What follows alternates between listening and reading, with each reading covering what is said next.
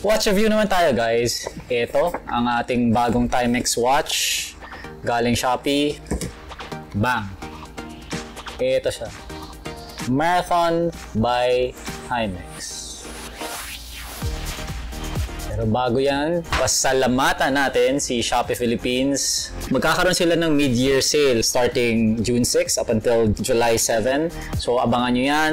Maraming mga deals, mga piso deals, may free shipping. Of course, favorite natin yan. Tapos meron ding 20% cashback. And by the way, mamibigay si Shopee ng bagong BMW at house and lot sa raffle. So abangan natin yan guys. So without further ado, buksan natin itong padala ni Shopee. Ayan siya, 66 to 77. Mid-year sale, the biggest sale ever so far this year by Shopee.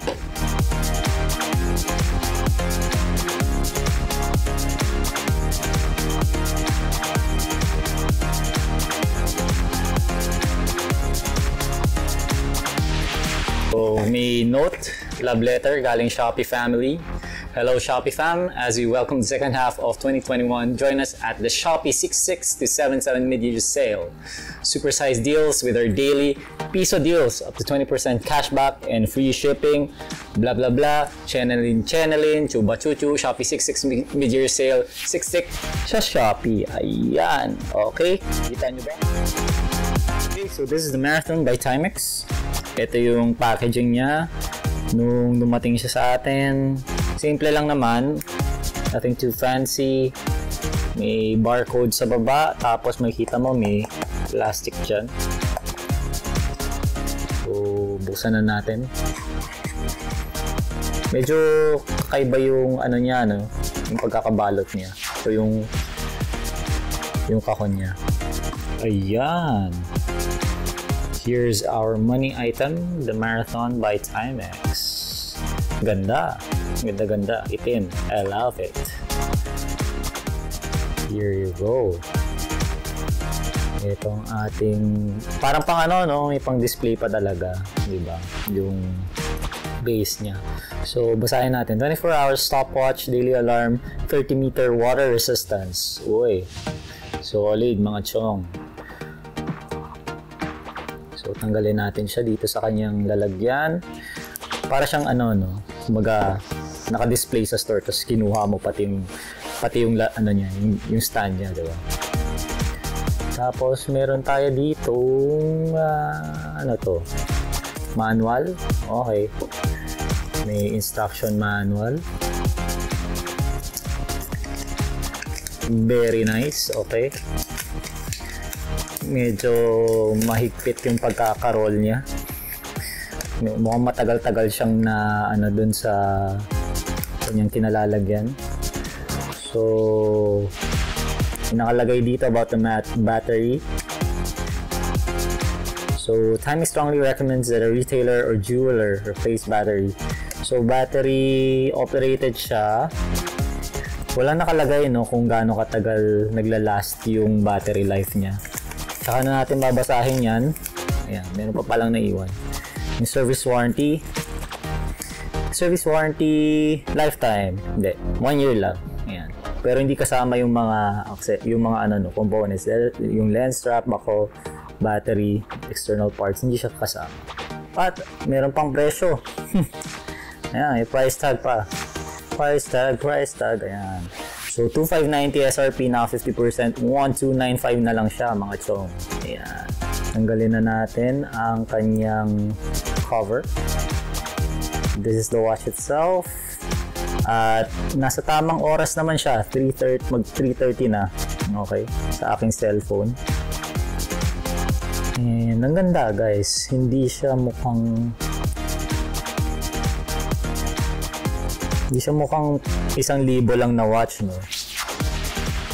Ayan, no? Maganda yung, well, plastic nga lang itong silver.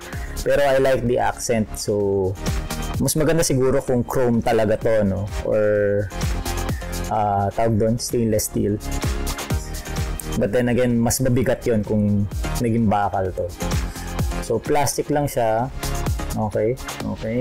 May plastic accents dito kung saan nagko-connect yung strap.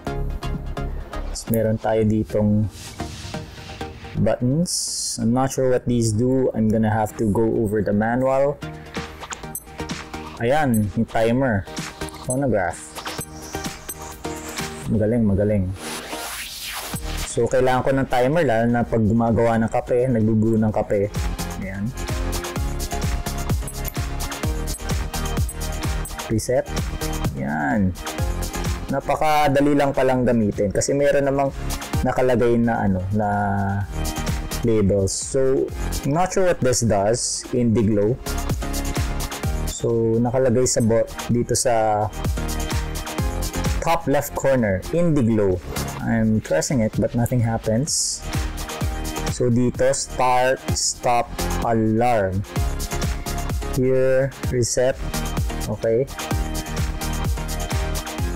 Tapos, mode.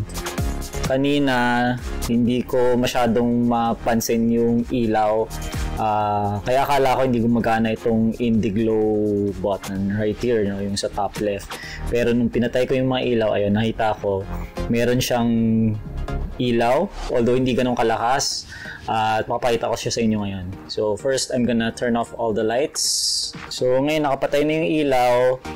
Para mas lalong makita natin, I'm gonna press the Indiglo button. And very faint lang siya, no? Not sure kung nakikita nyo. Ayan, wala. So, isa pa. Yan, umilaw.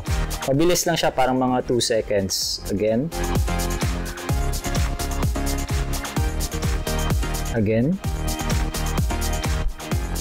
So, very faint lang yung ilaw, pero it's there. Takpan natin ng konti.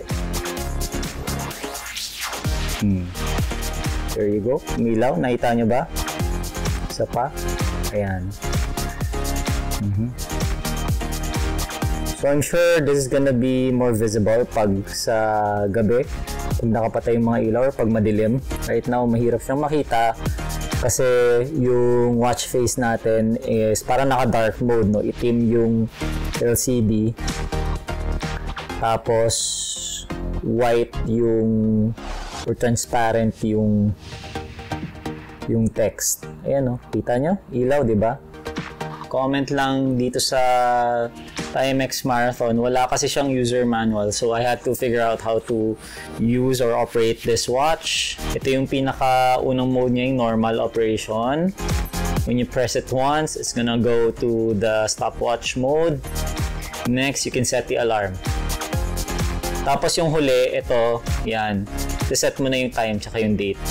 So, ulit ha. Pag press once, timer. Then from here, you can start or stop the timer. Okay, you can reset the timer. Next, you can set the alarm. So, pag nag-blink yung hour portion, ayan, pwede mo na siyang iset. Halimbawa, gusto mo magising ng 5 o'clock, ayan. Tapos, you press this to change to the minute section, ayan. So, kunwari, 5:10. Tapos, pag okay ka na, press this again. Tapos, ayan, nakaset na siya. Diba? Next, mode yung pag-set nung oras. Kung ano yung nagbi-blink, yun yung isa-set niya. So, halimbawa, nagbi-blink ito, yung seconds portion. Ayan. Tapos, use this to switch to the hour. Then, this one switches to the minute. Tapos, ayan, day, yung month, and then yung day. Then here, I'm not sure what this does, no? SA. SU. Tapos, no. TU. So, yun lang siya. Simple lang siya gamitin. Kayang-kayang kapain. Although, I would have wanted, no, sana na meron siyang user manual. Ayan pa pala, yung sa alarm, pwede mo siyang i-set. Pag nakaganyan, ibig sabihin tutunog siya. Pag nakaganyan, hindi siya tutunog. So, balik tayo sa umpisa, ayan na siya. Pag ginagamit mo siya normally, pwede mo siyang i-press dito, yung Indiglo. pagka madilim at hindi siya kita, no, kasi maliwanag ngayon, nakabukas yung mga ilaw, pero pagka sa dilim, may kita mo mag-iilaw yung yung parts ng text. So yun lamang. Kung may katanungan kayo, iwan nyo lang sa comment section. Don't forget to like, share, and subscribe. And I'll see you guys in the next video. Paalam!